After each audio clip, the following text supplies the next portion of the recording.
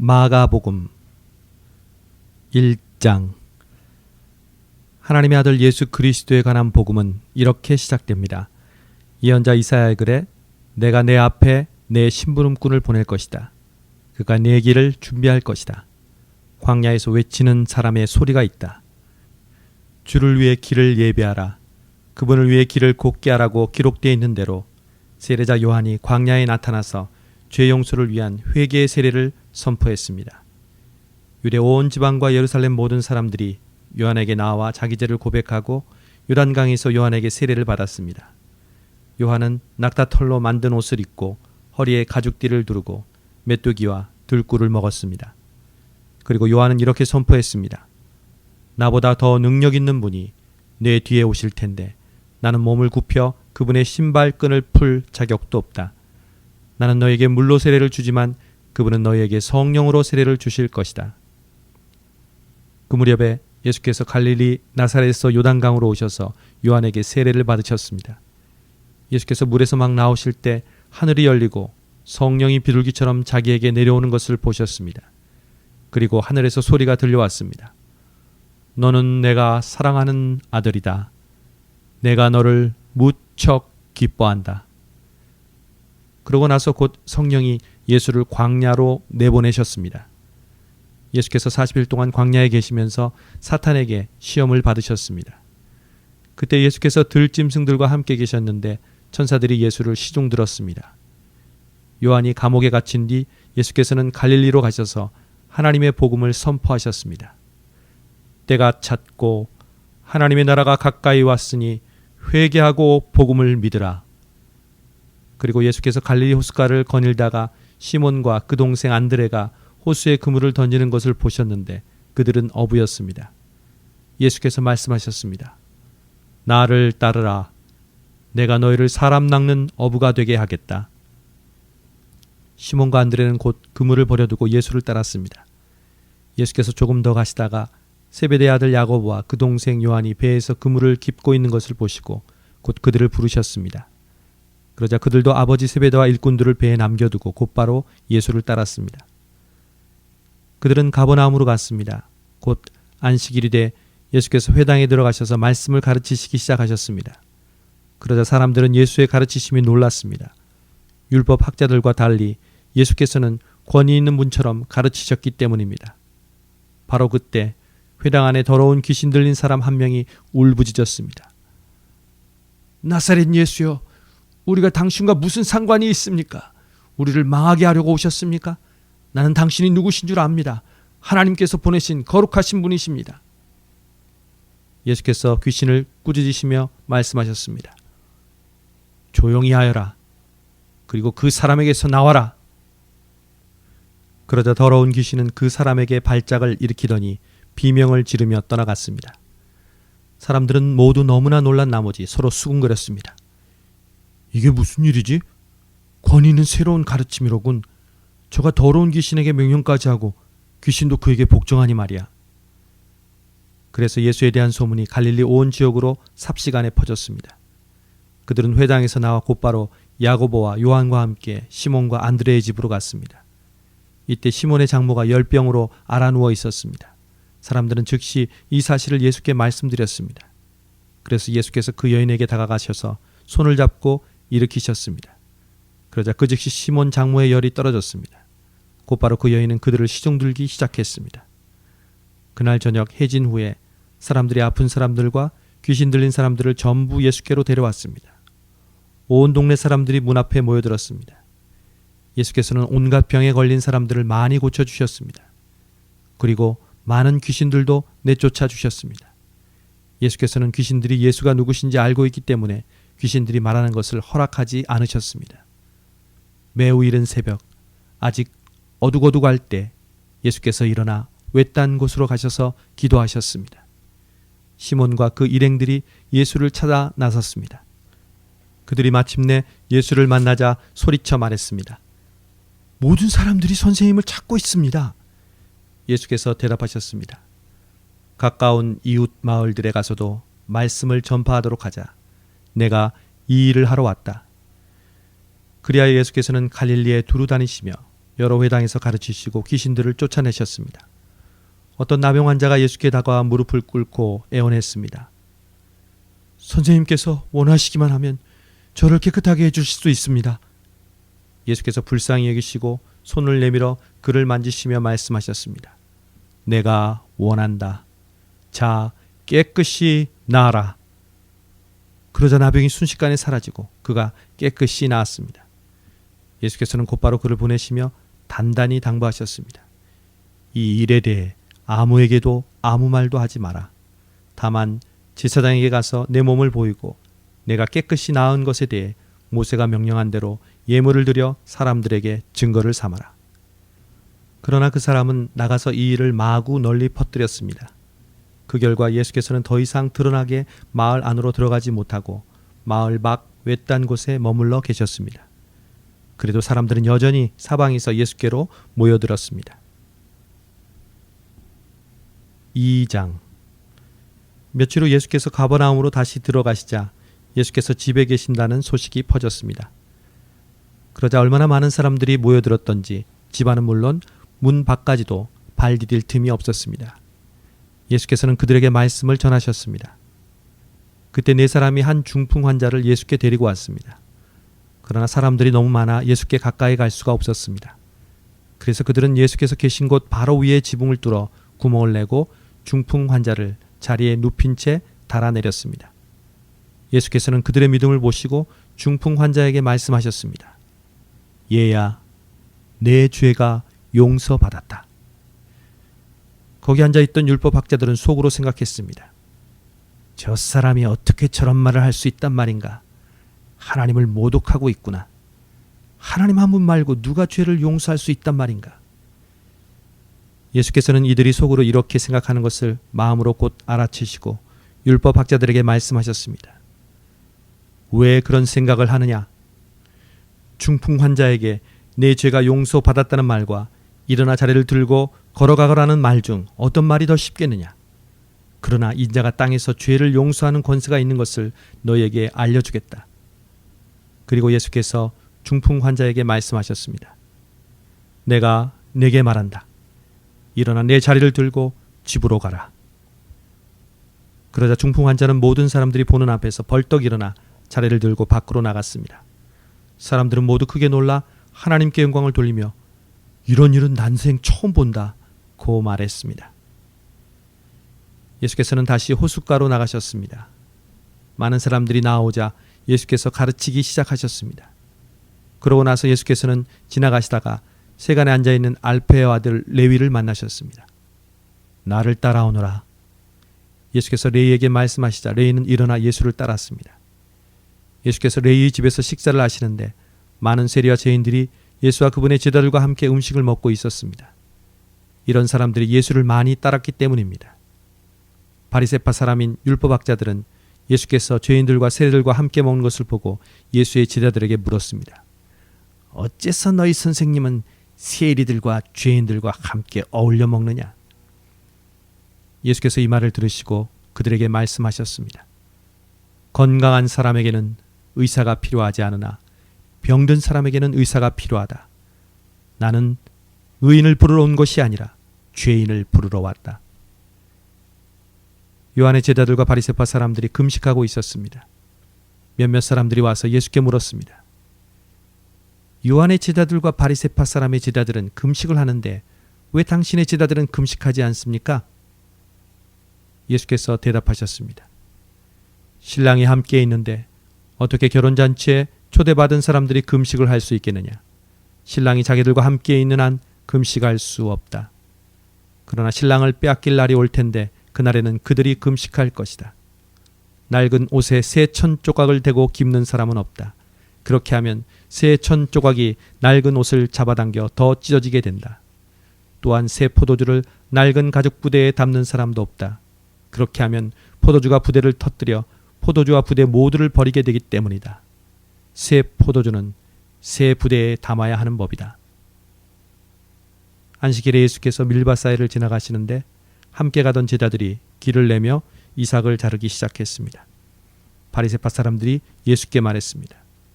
보십시오. 어째서 저들이 안식일에 해서는 안 될 일을 하는 것입니까? 예수께서 대답하셨습니다. 다윗과 그 일행이 배가 고파 먹을 것이 필요했을 때 다윗이 어떻게 했는지 읽어보지 못했느냐? 아비아달 대제사장 때에 다윗이 하나님의 집에 들어가 제사장만 먹게 되어 있는 진설병을 다윗이 먹고 자기 일행에게도 나눠주지 않았느냐? 그러고 나서 예수께서 바리새파 사람들에게 말씀하셨습니다.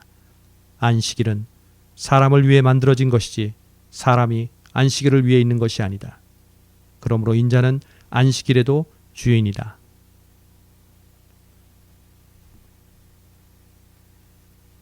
3장.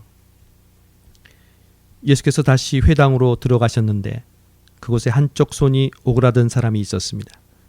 몇몇 사람들이 혹시 예수께서 안식일에 그 사람을 고치지나 않을까 하며 예수를 고소할 구실을 찾으려고 가까이에서 지켜보고 있었습니다.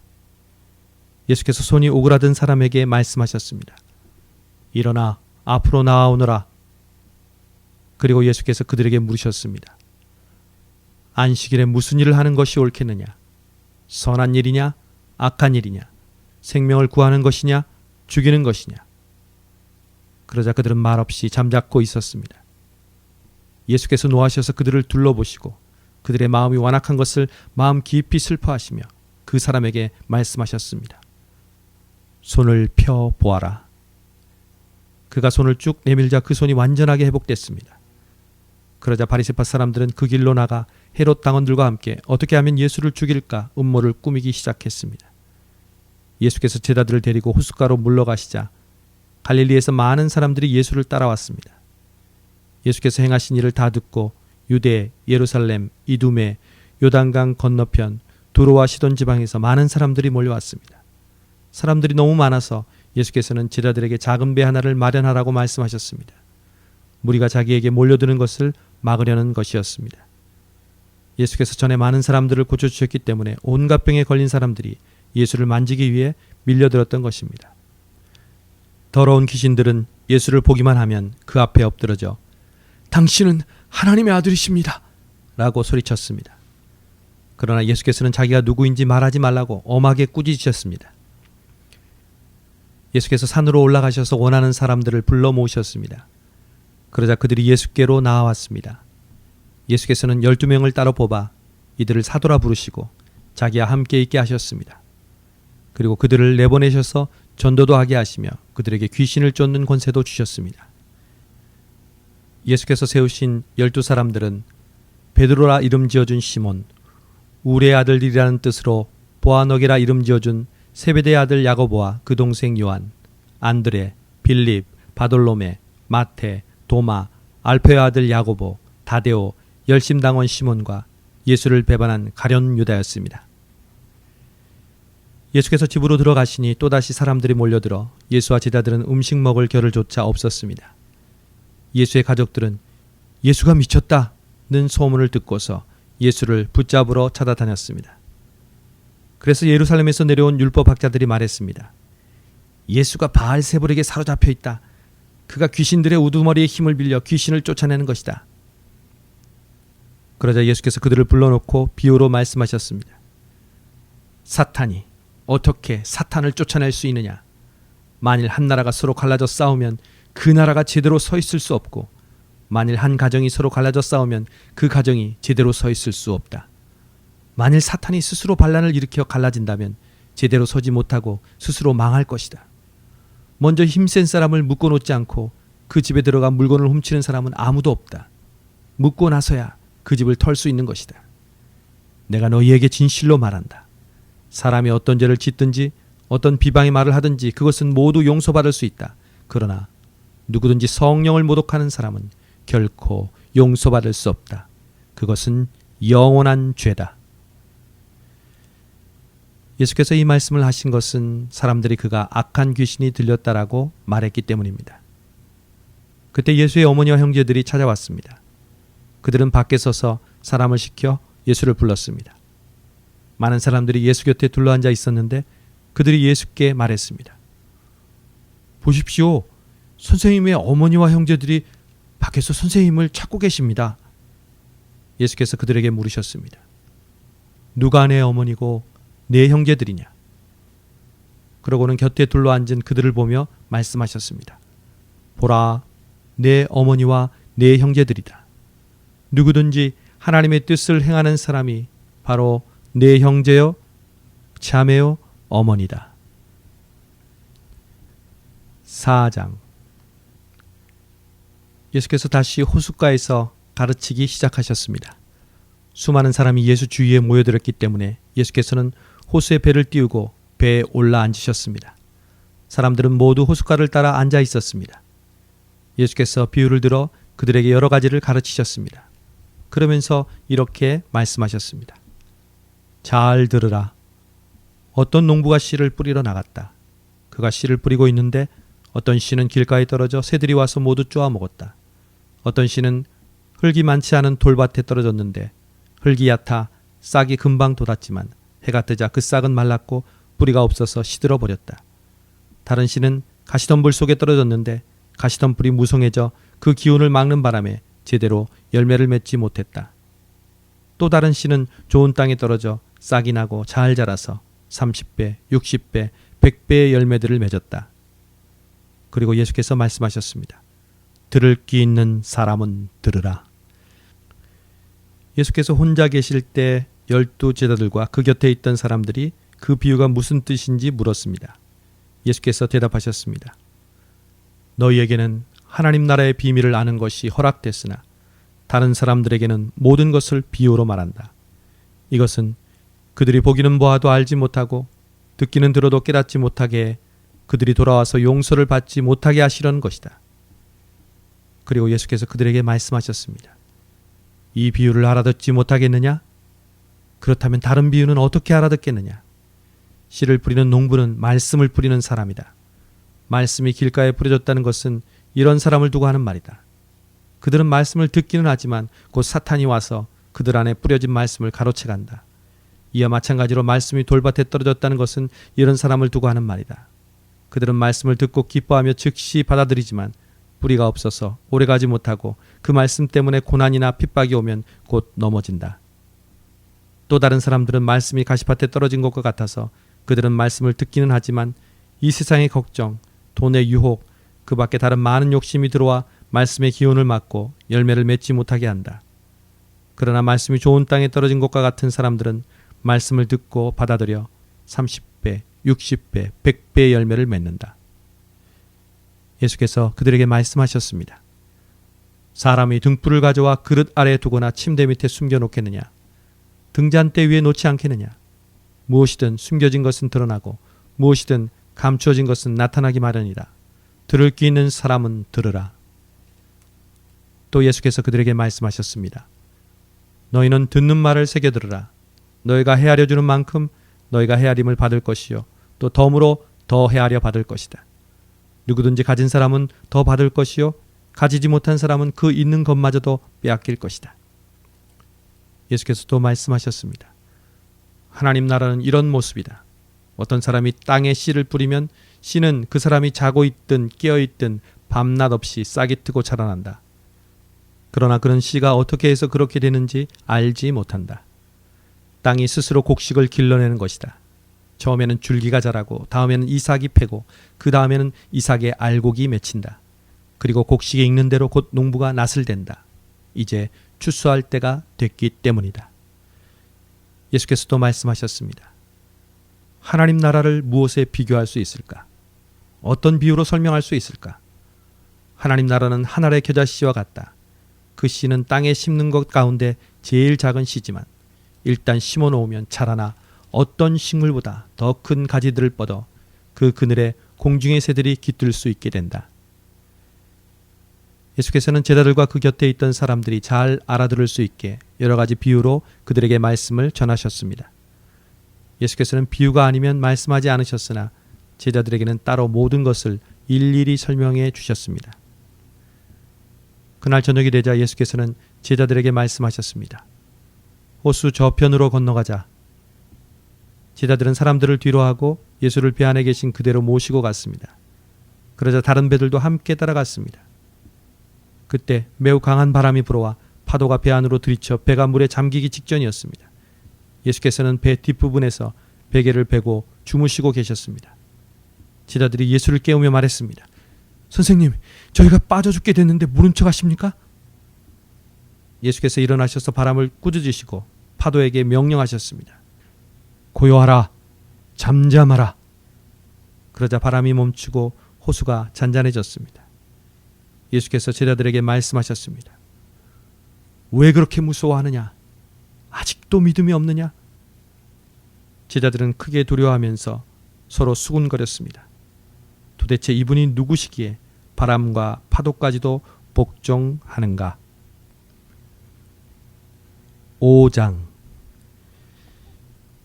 예수와 제자들은 호수 건너편 거라사 지방으로 갔습니다. 예수께서 배에서 내리시자 더러운 귀신 들린 사람이 무덤 사이에서 나와 예수와 마주치게 됐습니다. 그 사람은 무덤 사이에서 살았는데 아무도 그를 잡아맬 사람이 없었습니다. 쇠사슬도 소용없었습니다. 그는 여러 번 쇠사슬로 손발이 묶이기도 했지만 번번이 사슬을 끊고 발에 찬 쇠고랑도 깨뜨렸습니다. 아무도 그를 당해낼 수 없었습니다. 그는 밤낮으로 무덤들과 언덕을 돌아다니며 소리를 지르고 돌로 자기 몸을 찢곤 했습니다. 그런데 그가 멀리서 예수를 보더니 달려가 그 앞에 엎드려 절을 했습니다. 그리고는 찢어질 듯 큰 소리로 외쳤습니다. 지극히 높으신 하나님의 아들 예수여, 제가 당신과 무슨 상관이 있습니까? 제발 저를 괴롭히지 마십시오. 그것은 앞서 예수께서 그에게 더러운 귀신아, 그 사람에게서 나와라 고 하셨기 때문입니다. 그때 예수께서 물으셨습니다. 내 이름이 무엇이냐? 그가 대답했습니다. 내 이름은 군대입니다. 우리 수가 많기 때문에 붙여진 이름입니다. 그리고 예수께 자기들을 이 지방에서 쫓아내지 말아달라고 간청했습니다. 마침 큰 돼지떼가 거기 비탈진 언덕에서 먹이를 먹고 있었습니다. 더러운 귀신들이 예수께 애원했습니다.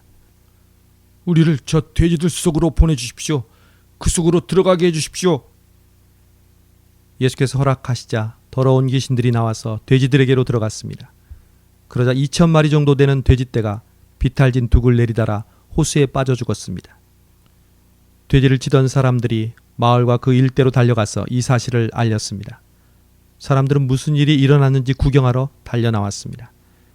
그들이 예수께 와서 군대 귀신 들렸던 그 사람이 옷을 입고 제정신이 들어 거기 앉아있는 것을 보았습니다. 그들은 덜컥 겁이 났습니다. 이 일을 본 사람들은 귀신 들렸던 사람에게 무슨 일이 일어났으며 돼지들은 어떻게 됐는지 그들에게 이야기해 주었습니다. 그러자 사람들은 예수께 제발 이 지방에서 떠나달라고 부탁했습니다. 예수께서 배에 오르시려는데 귀신 들렸던 그 사람이 따라가겠다고 간청했습니다. 예수께서는 허락하지 않고 이렇게 말씀하셨습니다. 집으로 돌아가 주께서 내게 얼마나 큰 일을 해주셨는지, 어떻게 자비를 베푸셨는지 가족들에게 말해 주어라. 그리하여 그 사람은 대가벌리로 가서 예수께서 자기를 위해 얼마나 큰 일을 베푸셨는지 말하고 다녔습니다. 그러자 이 말을 듣는 사람들마다 모두 놀랐습니다. 예수께서 배를 타고 다시 호수 건너편으로 가셨습니다. 예수께서 호숫가에 계시는 동안 많은 사람들이 예수께로 모여들었습니다. 그때 야이로라 불리는 회당장이 예수께 와서 예수를 보고 그 발 앞에 엎드려 간절히 애원했습니다. 제 어린 딸이 죽어갑니다. 제발 오셔서 그 아이에게 손을 얹어 주십시오. 그러면 그 아이가 병이 낫고 살아날 것입니다. 그러자 예수께서 그와 함께 가셨습니다. 많은 사람들이 따라가면서 예수를 둘러싸고 밀어댔습니다. 그 가운데는 혈루병으로 12년 동안 앓고 있던 여인도 있었습니다. 이 여인은 여러 의사들에게 치료를 받으며 고생도 많이 하고 재산도 다 잃었지만 병이 낫기는커녕 악화될 뿐이었습니다. 그러던 중 예수의 소문을 듣고 뒤에서 무리들 틈에 끼어들어 와서 예수의 옷자락에 손을 댔습니다. 예수의 옷자락만 닿아도 내 병이 나을 것이다 라고 생각한 것입니다. 그러자 곧 출혈의 근원이 마르면서 이 여인은 자신의 병이 나은 것을 몸으로 느낄 수 있었습니다. 동시에 예수께서도 자신의 몸에서 능력이 나간 것을 알아차리셨습니다. 예수께서 사람들을 돌아보며 물으셨습니다. 누가 내 옷자락에 손을 대었느냐? 제자들이 대답했습니다. 이렇게 많은 사람들이 밀어대는 것을 보시면서 누가 손을 대었느냐고 물으십니까? 그러나 예수께서는 누가 옷을 만졌는지 알아보려고 둘러보셨습니다. 그러자 자기에게 일어난 일을 알고 있는 이 여인이 와서 예수의 발 앞에 엎드려 두려움에 떨면서 사실대로 말했습니다.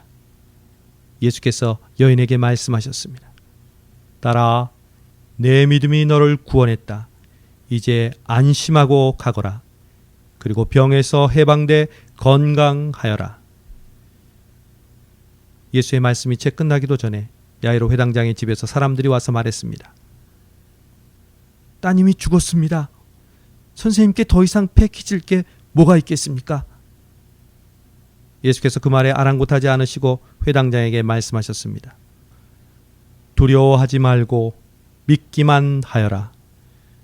그리고 예수께서 베드로와 야고보와 야고보의 동생 요한 외에는 아무도 따라오지 못하게 하셨습니다. 회당장의 집에 이르자 예수께서 많은 사람들이 울며 통곡하며 소란스러운 것을 보시고는 집 안으로 들어가 그들에게 말씀하셨습니다. 어째서 소란하며 울고 있느냐? 아이는 죽은 것이 아니라 그냥 자고 있는 것이다. 그러자 사람들이 예수를 비웃었습니다. 예수께서 사람들을 모두 밖으로 내보내시고 아이의 부모와 함께 있는 제자들만 데리고 아이가 있는 방으로 들어가셨습니다. 예수께서 그 아이의 손을 잡고는 아이에게 달리다굼 하셨습니다. 이 말은 소녀야, 내가 내게 말한다. 일어나거라는 뜻입니다. 그러자 곧 아이가 일어나더니 걸어다녔습니다. 이 소녀는 12살이었습니다. 이 일을 본 사람들은 몹시 놀랐습니다. 예수께서 이 일을 아무에게도 알리지 말라고 엄하게 말씀하셨습니다. 그리고 아이에게 먹을 것을 주라고 말씀하셨습니다.